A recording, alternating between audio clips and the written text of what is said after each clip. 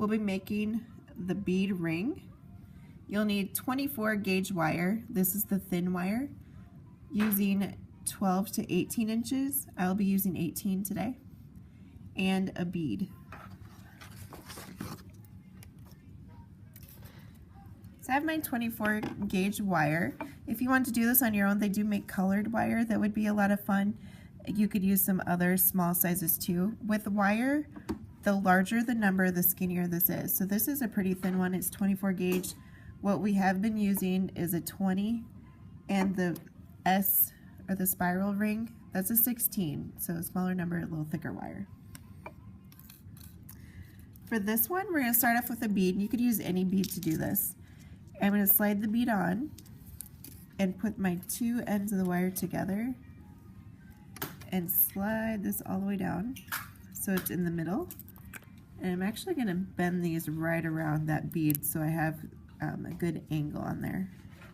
You could use your pliers if you wanted to, but this wire is thin enough I can do it with my hands. Then you'll take the mandrel, or if you don't have the mandrel, you could use a marker or something, or a highlighter would be good. And I'm going to split it right over the top. I'm going to take the wires, I'm going to crisscross them in the back. Get my paper in there. Crisscross them in the back, bring it around, and one wire is going to go across the top and one wire is going to go across the bottom.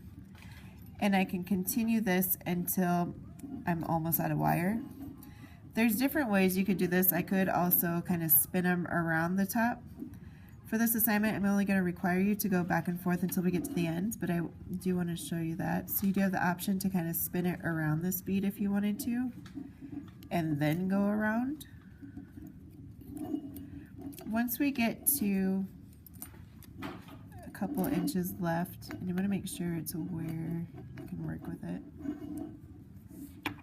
Here I have a little bit left. I'm going to hammer the wires, strengthen those up a little bit.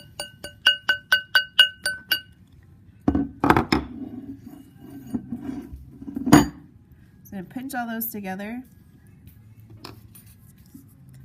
And take my pliers and angle the tail. And we're actually going to wrap this around there, just like you would a wrapped loop. So I'm just going to go around and around and around until I run out of wire.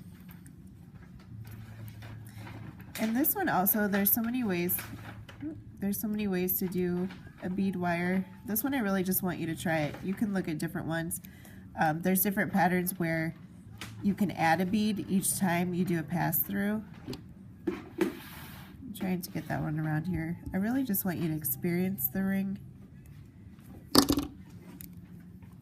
I'm not even that great at them.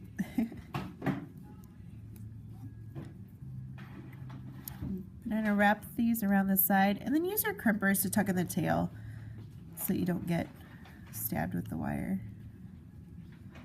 It does take a lot to master making a good ring, and that's not what we're after today. Just really want you to experience it, know how to do one if you wanted to do one. So I might stop right there and cut it. Or you could keep going.